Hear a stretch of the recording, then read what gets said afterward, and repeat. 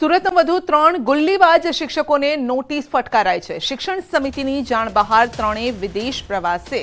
પાલિકા સંચાલિત નગર પ્રાથમિક શાળાની આ ઘટના અને એક શિક્ષિકા 11 વર્ષ સુધી વિદેશ રહ્યા હોવાનો ખુલાસો થયો છે। હાલ સુરત આવતા ફરીથી શિક્ષક તરીકેની માંગણી કરી છે। અનેક શિક્ષિકા વિદ્યાર્થીઓના પરિણામ આપ્યા વિના જ ગાયબ થઈ ગયા, જ્યારે કે વધુ એક શિક્ષિકા સપ્ટેમ્બર માસમાં ગેરહાજર રહ્યા બાદ હાજર ન થતા નોટિસ ફટકારાઈ છે। તો પાલિકા સંચાલિત શાળામાં શિક્ષકોની આવી મનમાનીથી અનેક સવાલ ઉઠી રહ્યા છે। સંજય પટેલની સાથે 3 વિદેશ શિક્ષકોનો, હવે એમાં સંજય પટેલને તો આપણે સસ્પેન્ડ કરીને એમને પર તપાસ કમિટી નિમી છે 2 નિરીક્ષકોની, અને એ તપાસ કમિટીના અહેવાલ આવ્યા બાદ આગળની કાર્યવાહી કરવામાં આવશે।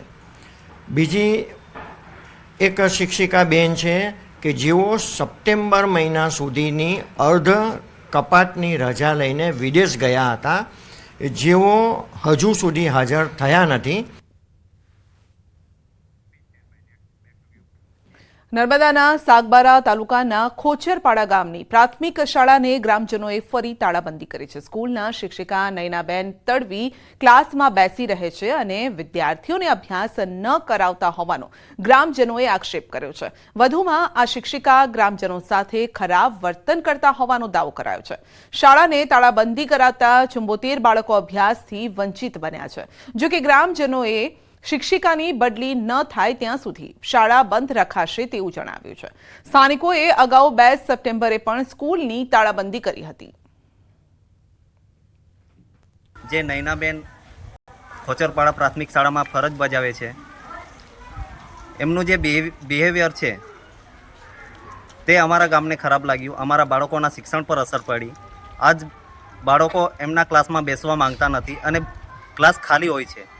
આ 3 મહિનાથી પ્રશાસન કેમ નથી જોતું એ વસ્તુને, કે 3 મહિનાથી એ બેન બેસીને પગાર લે છે। અમારા ગામનો આ પ્રશ્ન લગભગ 5મી સપ્ટેમ્બરથી ઊભો થયો છે, ત્યારથી અમે પ્રશાસનને રજૂઆત કરી છે, તેમ છતાં કોઈ જ નિરાકરણ આવતું નથી। એટલે હવે અમે બધા ગામ લોકો સાથે મળીને એવો નિર્ણય કર્યો છે કે આ નયનાબેન જે વસાવાની બદલી જ્યાં સુધી કરી ના આપે ત્યાં સુધી અમારી સ્કૂલને તાળાબંધી રહેશે। મોરબીના ટંકારામાં જુગારધામમાં તોડકાંડ મામલામાં પોલીસ કર્મીઓ સામે નોંધાયો છે ગુનો। તત્કાલીન PI Y K. Gohil, head constable Mahipatsinh Solanki વિરુદ્ધ એસએમસીએ પોલીસ મથકમાં ગુનો નોંધાવ્યો છે। તો મહત્વનું છે કે ટંકારામાં કમ્ફર્ટ રિસોર્ટમાં હાઈ પ્રોફાઇલ જુગારધામ ઝડપાયું હતું અને જેમાં પીઆઈ અને હેડ કોન્સ્ટેબલે 51 લાખ રૂપિયાનો તોડ કર્યાનો ગુનો એસીબીમાં નોંધાયો અને ત્યારે હવે બંને ભ્રષ્ટાચારી પોલીસ કર્મચારીઓ પર ગાળીઓ કસાયો છે। સમગ્ર મામલાની તપાસ લીંબડી ડીવાયએસપી વિશાલ રબારીને સોંપાઈ છે।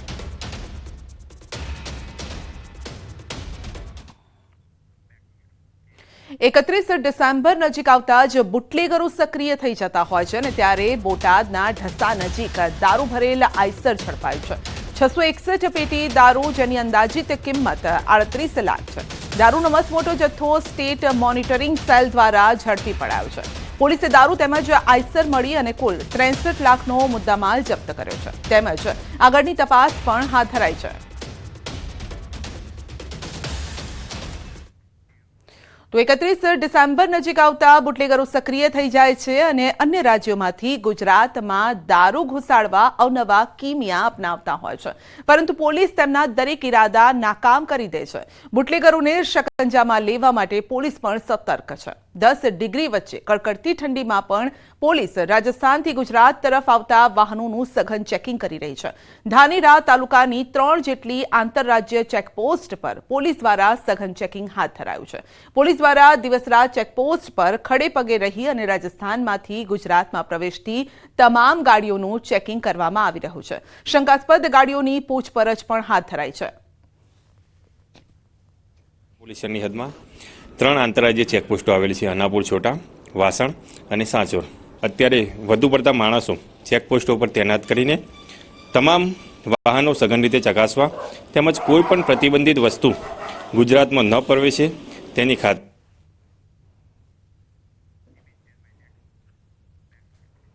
વડોદરામાં તોફાની તત્વોએ તરખાટ મચાવતા કારના કાચ તોડ્યા છે. મારુતિધામ સોસાયટીમાં મોડી રાત્રે બાઇક પર આવેલા બે અજાણ્યા શખ્સોએ ઘર પાસે પાર્ક કરેલ કારના કાચ તોડી અને તેઓ ફરાર થઈ ગયા. જો કે આ સમગ્ર ઘટના સીસીટીવીમાં કેદ થઈ છે. કારના માલિક જિગ્નેશ પટેલે બાપોદ પોલીસ મથકમાં ફરિયાદ નોંધાવી છે. પોલીસ સીસીટીવીના આધારે હવે તપાસ પણ કરી રહી છે કે આ શખ્સો કોણ હતા. પંચમહાલના કાલોલના વેજલપુરમાં તસ્કરો બાઇક ચોરીને ફરાર થઈ ગયા. જી હા, કાલોલના વેજલપુરની જૈન સોસાયટીમાં લોકો રાત્રે મીઠી જ્યારે નીંદર માણી રહ્યા હતા અને ત્યારે જ તસ્કર ટોળકીએ મોકાનો લાભ લીધો અને સોસાયટીમાંથી બે બાઇકની ઉઠાંતરી કરી. સોસાયટીમાં ઘર આંગણે લોક કરીને પાર્ક કરેલી બાઇકની ચોરી કરી અને 6 જેટલા શખ્સ ગાયબ થઈ ગયા છે. જો કે બાઇક ચોરીની સમગ્ર ઘટના સીસીટીવીમાં કેદ થઈ છે. વેજલપુર પોલીસે બાઇક ચોરી અંગે તપાસ હાથ ધરી છે. તો તસ્કરો આવે છે, બાઇક ચોરી કરી અને ત્યાંથી ફરાર થઈ જાય છે.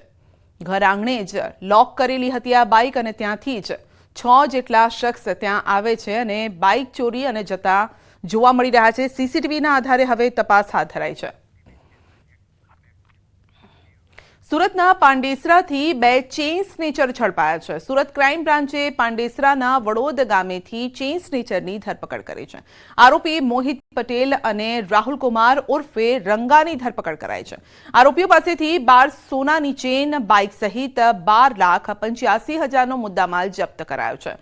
આરોપી મોહિત સામે સુરતના અલગ અલગ પોલીસ સ્ટેશનમાં 22 જેટલા ગુના પણ નોંધાયેલા છે. આરોપીઓ ચોરીને અંજામ આપવા માટે નંબર પ્લેટ વગરની ગાડીનો ઉપયોગ કરતા હતા. બંને આરોપી સુરતના અલગ અલગ વિસ્તારમાં ચેઇન સ્નેચિંગ જેવી ઘટનાઓને અંજામ આપતા હતા. સુરત શહેરમાં 12થી વધુ ચેઇન સ્નેચિંગના ગુનાઓમાં પકડાયેલા સંડોવાયેલું જાણવા મળ્યું. આ બંનેની એમો એવો હતી કે અલગ અલગ સ્કૂટર, એક્ટિવા, એક્સેસ, કરિશ્મા બાઇક, આ બધા બાઇકો ઉપર પાલ અને અડજણ વિસ્તારમાં સાંજના ટાઈમે મેક્ઝિમમ લોકો જે ચાલવા વોક કરવા નીકળે છે એમના ગળામાંથી ચેઇન સ્નેચિંગ કરતા હતા અને મોટાભાગે એ પુરુષોને પણ ટાર્ગેટ કરતા હતા. BZ કૌભાંડ કેસમાં એક બાદ એક ખુલાસા થઈ રહ્યા છે અને ત્યારે મુખ્ય આરોપી ભૂપેન્દ્રસિંહ ઝાલાને લઈ વધુ કેટલાક ખુલાસા થયા છે. તપાસ એજન્સીએ કોર્ટ સમક્ષ કરેલ એફિડેવિટમાં ખુલાસો થયો છે અને જેમાં ભૂપેન્દ્ર ઝાલા દ્વારા બ્લેકના નાણાં વ્હાઇટ કરવા અનેક હથકંડા અપનાવવામાં આવતા હતા. ભૂપેન્દ્ર ઝાલા દ્વારા કપાસના ખોટા બિલ બનાવ્યાનું પણ તપાસમાં ખુલ્યું છે. કપાસનું ઉત્પાદન કે વેચાણ ન કર્યું હોવા છતાં ધોરાજીની એક કોટન મિલના પોતાના નામે બિલો બનાવ્યા હોવાની વિગતો ખુલી છે. ભૂપેન્દ્રસિંહ ઝાલા દ્વારા ક્રિપ્ટોકરન્સી એક્સચેન્જમાં પણ કરોડો રૂપિયા